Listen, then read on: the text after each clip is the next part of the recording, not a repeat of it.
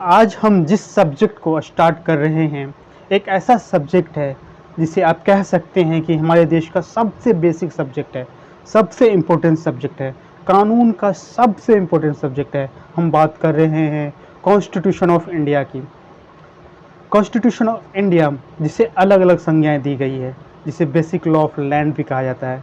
Constitution law एक ऐसा कानून है जिसके बेसिस पे बाकी सभी कानून बने हैं, जिसके बेसिस पे सभी कानून टिके हुए हैं। ऐसा कानून जिसके बेसिस पे सभी काम हमारे देश में होते हैं, चाहे लेजिस्लेटिव का हो, चाहे लेजिस्लेचर हो, चाहे जुडिशरी का हो, चाहे एग्जीक्यूटिव हो।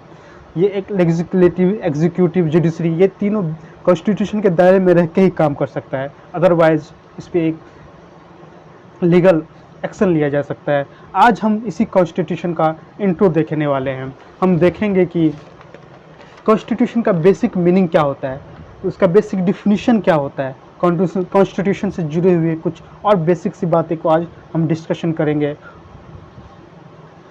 अब सबसे पहले आता है व्हाट इज कॉन्स्टिट्यूशन। कॉन्स्टिट्यूशन क्या होता है? कॉन्स्टिट्यूशन एक बेसिक लॉ ऑफ लैंड है। और ये बेसिक लॉ ऑफ लैंड क्या होता है? बेसिक लॉ ऑफ लैंड कहने का मतलब हुआ कि कोई भी कानून, जो भी कानून बनेगा वो कॉन्स्टिट्यूशन लॉ के अंदर ही में रह के ही बनेगा, उससे बाहर नहीं सोच सकता है। जैसे सीआरपीसी हो, हमारा आईपीसी हो, सारे जो भी लॉ बनेगा, जो नया लॉ जो लॉ है, जो नया लॉ बनेगा फ्यूचर में, सब कॉन्स्टिट्यूशन को अंदर में रह के बने। कोई ऐसा उसमें कुछ ऐसी चीज़ें नहीं लिख सकते हैं जो कॉन्स्टिट्यूशन ने उसको इलीगल डिक्लेयर कर दिया हो।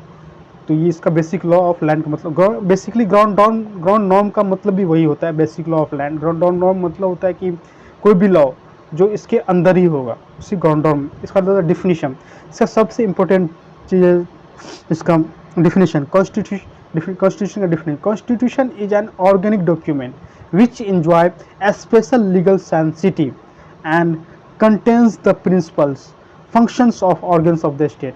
अब डिफिनीशन को आप नोट कर सकते हैं कॉपी में, फिर से हम लोग पढ़ते हैं। Constitution is an organic document. यहाँ पे देखिए ऑर्गेनिक डॉक्यूमेंट, ये organic document special legal sensitive, principle of the states, function of the organs of the states. तो हम लोग इसको, ये जो चार टर्म है, organic document, special legal sensitive, constant the principles और फंक्शन ऑफ द ऑर्गन्स, इसको हम अलग अलग देखेंगे। तो सबसे पहले देखते हैं बात इसको, function of organs of the state. तो व्हाट इज स्टेट? स्टेट का मतलब, व्हाट इज स्टेट? स्टेट क्या है? स्टेट मतलब कोई भी देश को देश कब बोला जाता है, किसी को राष्ट्र कैसे कब बोला जाता है? तो इसका बेसिकली, जब पहला इसका कंडीशन है कि परमानेंट पॉपुलेशन होना चाहिए। कोई भी एरिया है उसमें एक परमानेंट पॉपुलेशन कहने का मतलब है कि ह्यूमन एग्जिस्टेंस होना चाहिए। डिफाइंड टेरिटरी, जैसे हमारा, सॉरी पहला को एक बार और देख लेते हैं। परमानेंट पॉपुलेशन जैसे हमारे कंट्री का एक पॉपुलेशन है, ठीक है। और इसका सेकंड है डिफाइंड टेरिटरी। डिफाइंड टेरिटरी का कहने का मतलब हुआ कि कोई भी हमारे, जैसे हमारे कंट्री का क्या है, डिफाइंड एरिया है। कुछ बॉर्डर हमारे पाकिस्तान के साथ रहता है, कुछ अफगानिस्तान के साथ, कुछ चाइना के साथ, कुछ नेपाल के साथ, कुछ बांग्लादेश के साथ, ठीक है। तो ये क्या है, हमारे साथ एक डिफाइंड टेरिटरी है। इसके अंदर कोई भी अदर कंट्री के लोग बिना हमारे परमिशन के, बिना हम जो सिलेक्ट किए जिस गवर्नमेंट को, उसके बिना परमिशन के वो हमारे टेरिटरी में नहीं आ सकते, जो अदर कंट्री के पर्सन होते हैं। तो गवर्नमेंट, अब गवर्नमेंट क्या होता है? वो जो डिफाइंड एरिया है उसके अंदर एक पार्टिकुलर एक डिसीजन मेकिंग बॉडी होता है, जिसको गवर्नमेंट बोलते हैं।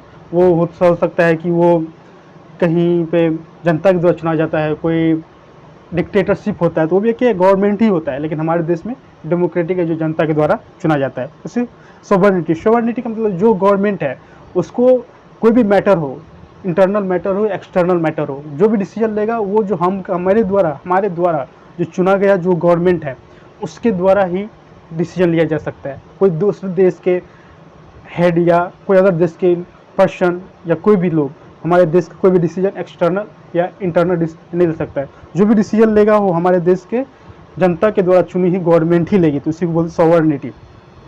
अब नेक्स्ट आता है organs of the state. Organs of the state क्या होता है? तो ऑर्गन्स ऑफ स्टेट में क्या होता है? Legislature, executive, judiciary. तो हम लोग पता है लेजिस्लेचर क्या होता है। लेजिस्लेचर का मतलब होता है जो कानून बनाता है, जो लॉ बनाता है, जैसे पार्लियामेंट हुआ, जैसे स्टेट का स्टेट लेजिस्लेचर हो गया, ठीक है। एग्जीक्यूटिव, एग्जीक्यूटिव क्या हो गया, ये कोई भी लॉ बनता है तो उसको इम्प्लीमेंट करने के, जैसे हमारे सिविल सर्वेंट हुआ, IAS IPS, ये सब हुआ। जुडिशरी, जुडिशरी क्या होता है, जो ये लॉ बना और जो लॉ इम्प्लीमेंट हो रहा है उसको देख रेख करेगा कि ये लॉ सही से बन रहा है कि नहीं है, जो आदमी, जो हमारे जनता को या हमारे पब्लिक को जो राइट्स मिल रहा है, जो लॉ के द्वारा जो आदमी को फैसिलिटी दिया जा रहा है क्या है, तो सच में वो हमारी कॉन्स्टिट्यूशन के अंदर में को वायलेट तो नहीं कर रहा है। तो ये कॉन्स्टिट्यूशन जो लॉ बनता है उसको देख रेख करता है जुडिशरी। अब ऑर्गेनिक डॉक्यूमेंट, अब ऑर्गेनिक डॉक्यूमेंट क्या होता है, हम लोग पता है ऑर्गेनिक केमिस्ट्री, ऑर्गेनिक क्योंकि एक मैटर, एक एलिमेंट दूसरे एलिमेंट से रिएक्शन करके क्या बनता है, नया एक मैटर बनाता है। तो ऑर्गेनिक का मतलब यही हो कि ये स्टैटिक नहीं है, इसको चेंजेबल या इसको बदल सकते हैं।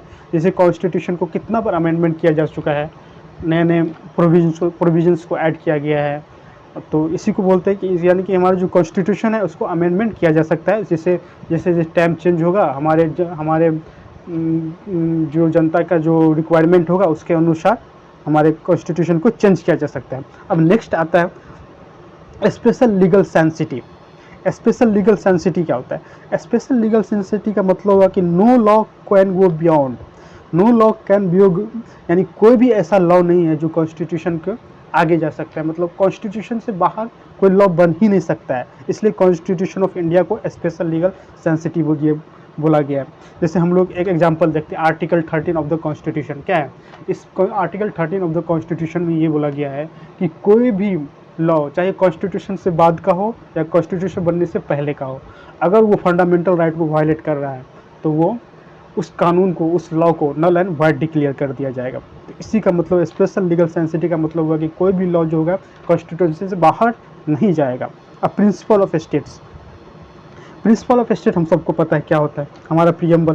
प्रियम्बल क्या है, टोटल जितना प्रियम्बल का जो भी है सबको हमेशा याद रहना चाहिए, खासकर तो जो UPSC के एस्पायरेंट है या जो लॉ का स्टूडेंट है, स्पेशली लॉ के स्टूडेंट को प्रियम्बल याद होना ही चाहिए। अगर आपको प्रियम्बल याद नहीं है तो आप लॉ के स्टूडेंट है ही नहीं, ये मान लीजिए। तो principle of states, principle of states का मतलब होता है जो हमारे प्रियम्बल में क्या क्या वर्ड है, sovereign, socialist, secular, democratic, Republic, justice, liberty, equality, fraternity और DPSP जो हमारे पार्ट 4 ऑफ द कॉन्स्टिट्यूशन में है। इसमें क्या है, प्रिंसिपल ऑफ स्टेट्स है।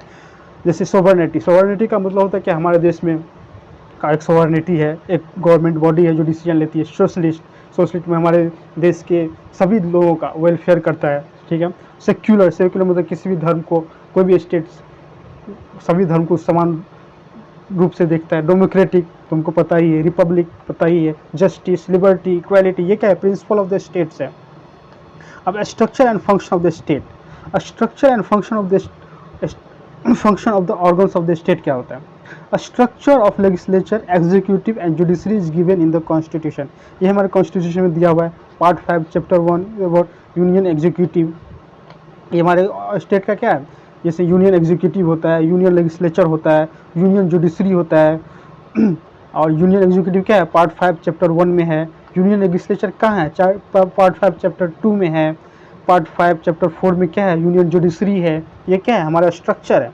अब सोवरेनिटी, सोवरेनिटी क्या होता है, तो हम सबको पता है कि कोई भी हमारे जो गवर्नमेंटल बॉडी है जिसे हम चुन के गवर्नमेंट को फॉर्मेशन करने में करवाए हैं हम लोग, तो वो क्या करेगा, डिसीजन लेगा। Internal sovereignty, external sovereignty. अब इंटरनल सोवरेनिटी का क्या मतलब होता है, इंटरनल सोवरेनिटी का मतलब होता है ए mean the laws of the state are binding on every individual and every institution within its territory, यानी अपने टेरिटरी के अंदर जो भी लॉ होगा वो जो हम गवर्नमेंटल बॉडी हम लोग चुन के भेजे हैं वही डिसीजन ले सकता है, बाकी दूसरे देश के लोग नहीं ले। और एक्सटर्नल सोवरेनिटी, हमारे देश का इश्यू और किसी बाहर और साइड ऑफ इंडिया हो गया, उसका भी डिसीजन हम लोग ही लेंगे कि हम हमारा रिलेशन किसके साथ अच्छा रखना है, किसके साथ अच्छा नहीं रखना है, किस देश के साथ कैसे हमको ट्रीट करना है, ये हमारे द्वारा चुनी हुई गवर्नमेंट ही ले सकती है।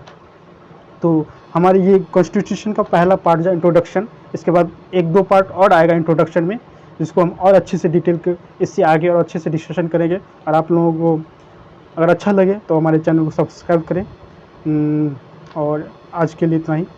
Thank you.